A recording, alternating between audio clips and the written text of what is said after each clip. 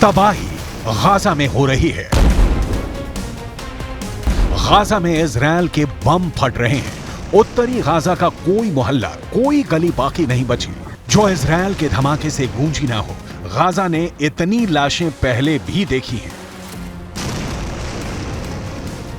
लेकिन इस बार तबाही का मंजर और ज्यादा खतरनाक नजर आ रहा है। पूरे गाजा में इस वक्त बारूद की बू आ रही है। यहां की आबो हवा में बारूद घुल चुका है। इजराइल का दावा है कि उसकी एयरफोर्स गाजा पर रोज 300 से ज्यादा स्ट्राइक कर रही है। लेकिन गाजा से दूर दुनिया में 2 जगह इस युद्ध को कंट्रोल करने के लिए 2 वॉच टावर तैयार हो चुके हैं।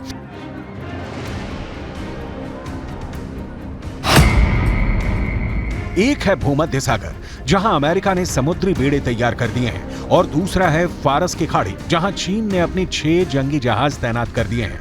एक तरफ अमेरिका इजराइल को बचाने पहुंच गया है, तो दूसरी तरफ चीन की तैनाती बताती है कि उसने ईरान को सुरक्षित रखने के लिए अपनी मसल पावर दिखानी शुरू कर दी है।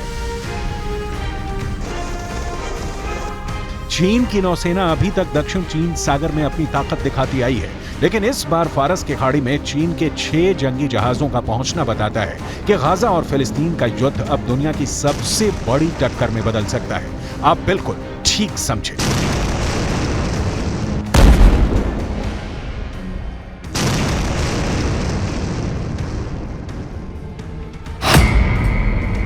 ये अब अमेरिका बनाम चीन का युद्ध भी हो सकता है।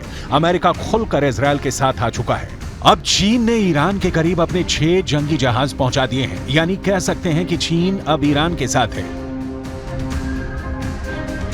वैसे बड़ी खबर यह भी है कि रूस के विदेश मंत्री सर्गेई लावरोव ने ऐसे अहम वक्त पर ईरान का दौरा किया है। इसलिए पुतिन ने यह भी बता दिया है कि रूस इस वक्त पूरी तरह ईरान के साथ है। गाजा में इजराइल की बमबारी को देखते हुए ईरान बार बार वार्निंग दे रहा है। इस वक्त गाजा में जितनी भी इमारतें इजराइल की बमबारी में ढहती जा रही हैं, वहां मलबे से बच्चे और बूढ़ों की लाशें निकाली जा रही हैं। ऐसी हर तस्वीर को देखकर फिलिस्तीन का समर्थन करने वाले देशों का गुस्सा उबाल खा रहा है। गाजा में इस इमारत में रेफ्यूजी रहते थे। जब इजराइल का बम यहां गिरा तो लोग लाशें गिनते गिनते थक गए। अब यहां चारों तरफ मलबा ही मलबा है। अंदाजा लगाना मुश्किल है कि इस मलबे में कितनी लाशें दबी हुई हैं।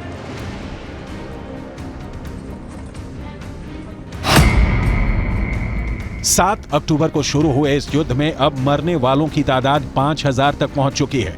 इनमें बच्चों की तादाद करीब 2000 के करीब आ गई है, जबकि गाजा में हुई बमबारी में 14000 से ज्यादा लोग घायल हुए हैं।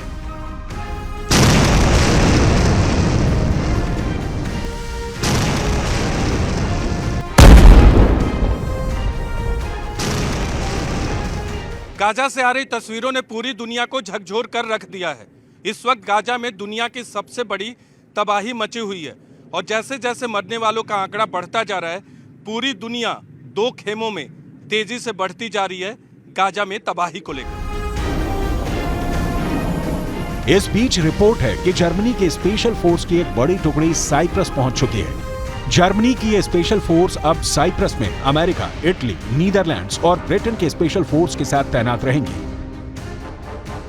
यूरोप की तरफ से ऐसी तैनाती एक तरह से नाटो को भी इस युद्ध में खींच रही है। जर्मनी की स्पेशल फोर्स CSG-9 में दुनिया की टॉप क्लास की कमांडो टीम मानी जाती है। कहा जा रहा है कि जर्मनी ने इनको इसलिए तैनात किया है क्योंकि बड़े युद्ध के हालात में पश्चिम एशिया में मौजूद जर्मनी के नागरिकों को खतरा हो सकता है, और तब ये टीम उनको बचाने के लिए ऑपरेशन में लगाई जा सकती है।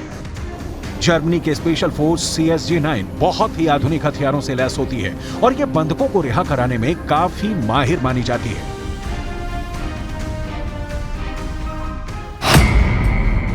देखा जाए तो एक तरफ इजराइल का साथ देने वाला अमेरिका और यूरोप है, तो दूसरी तरफ फिलिस्तीन के साथ ईरान के बाद रूस और चीन भी अब दूसरे गुट के रूप में उभरते नजर आ रहे हैं। चीन की नौसेना वहां पहुंच गई है, जहां तैनात रहकर अमेरिका ईरान को धमकाता है। अब चीन की तैनाती के बारे में जान लीजिए, क्योंकि इस पर अमेरिका की नजर पड़ चुकी है। चीन के ये 6 जंगी जहाज उसके 44वीं नेवल स्कॉट टास्क फोर्स के हिस्सा हैं। इसमें सबसे बड़ा नाम है चीन का जंगी जहाज जिब्बो, जो टाइप 52 क्लास का गाइडेड मिसाइल डिस्ट्रॉयर है। टाइप 052 अमेरिका के आर्लेक बर्ग क्लास के डिस्ट्रॉयर से छोटा है, लेकिन यह भी बहुत ज्यादा विध्वंसक है। टाइप 052 डिस्ट्रॉयर में 64 वर्टिकल लॉन्च होने वाली मिसाइल लगी होती है, जो 200 किलोमीटर के दायरे में दुश्मन को तबाह कर सकती है।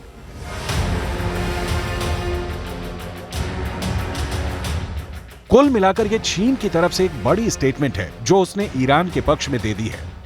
चीन की यह टास्क फोर्स अमेरिका का कुछ खास नहीं बिगाड़ सकती, लेकिन इसका मौजूद होना ही एक बड़ा संदेश है।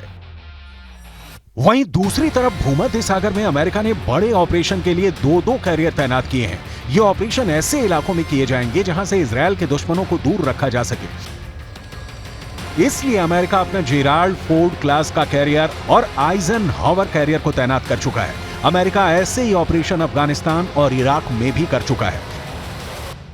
ईरान को भी वो लगातार धमकी देता रहा है। इजरायल के लिए भी ये कैरियर बहुत बड़ा युद्ध छेड़ सकते हैं, उसे पूरी तरह कंट्रोल कर सकते हैं। अमेरिका का फोर्ड क्लास कैरियर और आइजनहावर कैरियर ये दुनिया के सबसे बड़े एयरक्राफ्ट कैरियर हैं। इसमें फोर्ड क्लास सबसे नया कैरियर है, इसे CVN 78 भी कहते हैं, और ये कैरियर 1 लाख टन का डिस्प्लेसमेंट पैदा करता है।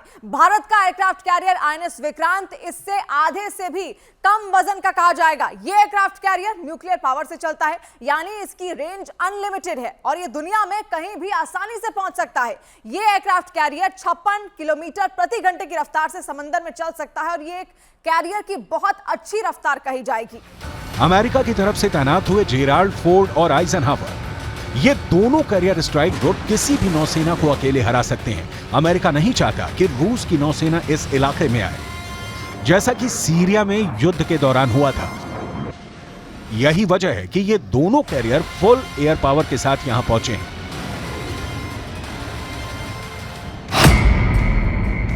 ये दोनों कैरियर ऐसे हैं जिन पर करीब 3,000 नौसैनिक तैनात किए जाते हैं, यानी ये दुश्मनों के लिए भी बहुत बड़ा टारगेट बन सकता है। दोनों एयरक्राफ्ट कैरियर पर 90 विमान और हेलीकॉप्टर तैनात किए जा सकते हैं। इनमें 75 तो सिर्फ लड़ाकू विमान है। अभी इस एयरक्राफ्ट कैरियर पर सुपर हॉर्नेट विमान तैनात है। इस पर से F-35 स्टेल्थ फाइटर भी ऑपरेट कर सकते हैं और उनको पूरी तरह से तैनात करने की तैयारी की जा रही है। इजरायल को मल्टी फ्रंट पर बचाने के लिए अमेरिका पूरी तरह से तैयार है। इसके लिए अमेरिका ने अपना F-35 फाइटर जेट भी तैनात कर दिया है। अब सवाल है कि F-35 का क्या इस्तेमाल होगा, तो जवाब है उत्तरी इजरायल और लेबनान के बॉर्डर पर इस वक्त युद्ध शुरू हो चुका है। בצפון, ביממה האחרונה, חיסלנו, כולל בשעות האחרונות, עוד חוליות מחבלים, סך הכל 8 חוליות מחבלים ביממה האחרונה, שניסו לשגר טילי נ"ט ורקטות, כאשר 7 מתוכם הרגנו עוד לפני שהצליחו בכלל לשגר. מתחילת המלחמה חיסלנו למעלה מ-20 חוליות כאלה של ארגון חיזבאללה। हिजबुल्लाह ने इजरायल के कई पोस्ट को एंटी टैंक मिसाइल से उड़ाने का दावा किया है और इसका वीडियो भी जारी किया है।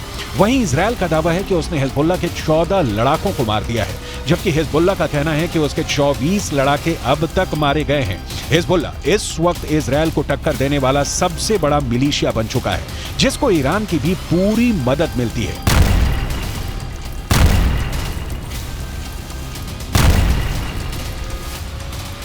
الشهيد هو على خط واحد مع باقي الشهداء ومع المنتظرين إلى تحقيق النصر. وهي معركة حق وباطل، هي معركة حق وباطل أينما كانت. أهل الحق واحد وأهل الباطل واحد، والحق منتصر قطعا لا محالة। दुनिया में बहुत सारे खतरनाक फाइटर जेट हैं और आपके सामने है दुनिया का सबसे खतरनाक फाइटर जेट F-35। इस एक लड़ाकू विमान की कीमत 1000 करोड़ रुपए के करीब है। ये एक स्टेल्थ फाइटर जेट है जो रडार की पकड़ में आसानी से नहीं आता। इसकी एक खास वजह भी है। देखिए, स्टेल्थ फाइटर जेट है, कोई भी रडार इसको ट्रैक नहीं कर पाता क्योंकि इसकी बॉडी पर एक खास तरीके की कोटिंग होती है जो रडार की तरंगों को सोख लेती है और इसी वजह से इसको कोई भी रडार आसानी से ट्रैक नहीं कर पाता। इस फाइटर फाइटर जेट का रडार, एवियोनिक्स और सभी सेंसर दुनिया में सबसे आधुनिक बताए जाते हैं, यानी कि सबसे ज्यादा एडवांस टेक्नोलॉजी का इस्तेमाल इसमें किया जाता है। और इसमें पायलट का जो हेलमेट है वो भी बहुत खास है, जिसकी कीमत 3 करोड़ रुपए के आसपास की बताई जाती है। ये बहुत ही आधुनिक हेलमेट है जिसका इस्तेमाल इसको चलाने के लिए यहां पर किया जाता है। तो देखिए कितने आधुनिक जो तकनीक है उसका इस्तेमाल यहां पर किया जाता है। स्टेल्थ फाइटर जेट है, कोई भी रडार इसको आसानी से ट्रैक नहीं किया जाता, और इसका जो हेलमेट है जो पायलट पहनता है वो भी बेहद खास और महंगा है। F-35 में मिसाइल को इसकी बॉडी के अंदर छुपाया जा सकता है। इसे इंटरनल बे कहते हैं, ताकि दुश्मन को रेडार सिग्नेचर नहीं मिले। अमेरिका चाहता है कि उसकी एयर पावर पूरी तरह से बिना किसी चैलेंज के ऑपरेट करे, फिर चाहे सामने कोई भी रडार क्यों ना हो। F-35 यही ताकत अमेरिका को देता है। दुश्मन के जहाज अगर आसमान में भी आ गए तो F-35 को पहले ही उनके आने की खबर मिल जाएगी।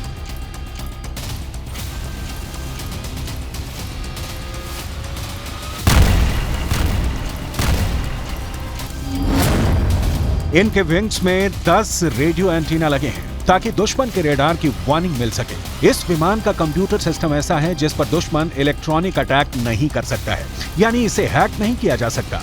इसकी अधिकतम रफ्तार करीब 2000 किलोमीटर है और ये 50,000 फीट की ऊंचाई तक उड़ सकता है।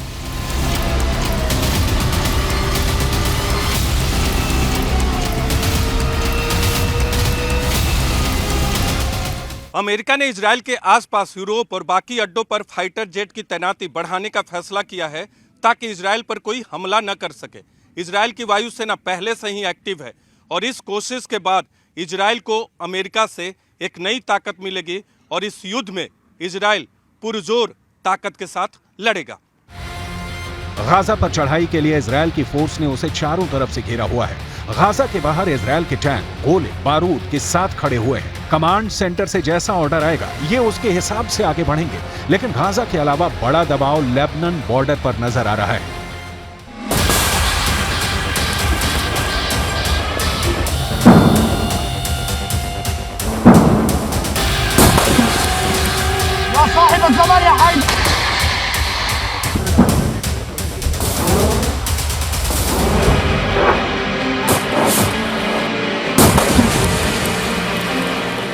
समझ लीजिए कि इस वक्त गाजा के अलावा इजरायल और लेबनान के बॉर्डर पर जो आग लगी हुई है, ये आग कब युद्ध को 10 गुना भड़का सकती है, इसके बारे में दुनिया में सिर्फ 4 लोग जानते हैं। पहले हैं इजरायल के प्रधानमंत्री बेंजामिन नेतन्याहू, दूसरे हैं ईरान के राष्ट्रपति इब्राहिम रईसी, तीसरे हैं अमेरिका के राष्ट्रपति जो बाइडेन और चौथे हैं यूरोप से लेकर अमेरिका तक सबको हिला देने वाले रूस के राष्ट्रपति व्लादिमीर पुतिन। और अब शी जिनपिंग वो 5वें शख्स हैं जो इस युद्ध को कंट्रोल करना चाहते हैं। एक तरह से शी जिनपिंग ने अपनी नेवी को उतारकर बड़ा दावा पेश कर दिया है। चीन की नौसेना को दक्षिण चीन सागर के अलावा इतनी आक्रामक भूमिका में दुनिया में कहीं और नहीं देखा गया है।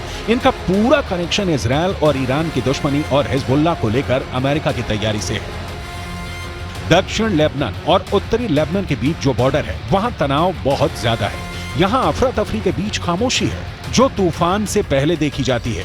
इसलिए यहाँ के लोगों को भी पता है कि बहुत जल्दी युद्ध का एपिसेंटर गाजा से निकलकर लेबनान तक पहुंच सकता है। यहाँ तैनात संयुक्त राष्ट्र की सेनाएं भी अलर्ट मोड पर हैं, लगातार पेट्रोलिंग कर रही हैं। इजरायल की सेना ने अपना गोला बारूद तैयार रखा हुआ है। तोपों से जो गोले फायर किए जाएंगे वो पहले से ही रेडी मोड पर रखे गए हैं। इजरायल की रिजर्व फोर्स भी आसपास के इलाकों में तैनात की जा रही है। ये हमवी गाड़ियां हैं जो लगातार यहां तक फौज को पहुंचाने में लगी हुई हैं। 2006 के बाद इस बॉर्डर पर इससे ज्यादा तनाव नहीं देखा गया है और अब हिजबुल्लाह की वार्निंग के बाद सबकी नजर ईरान पर भी है और उसके एक दोस्त सीरिया पर भी है। इजरायल ने गोलान की पहाड़ियों पर भी टैंक पहुंचा दिए हैं। ये जगह सीरिया का हिस्सा थी, लेकिन 1967 में युद्ध के बाद इजरायल ने सीरिया के इस हिस्से को अपने में मिला लिया और तभी से यह इलाका इजरायल के कंट्रोल में है। देखा जाए तो इस वक्त पूरे पश्चिम एशिया में युद्ध की चिंगारी पहुंच चुकी है। इजरायल से लेकर गाजा और गाजा से निकली ये आग अब लेबनान पहुंच चुकी है। चिंगारी सीरिया और ईरान में भी नजर आ रही है।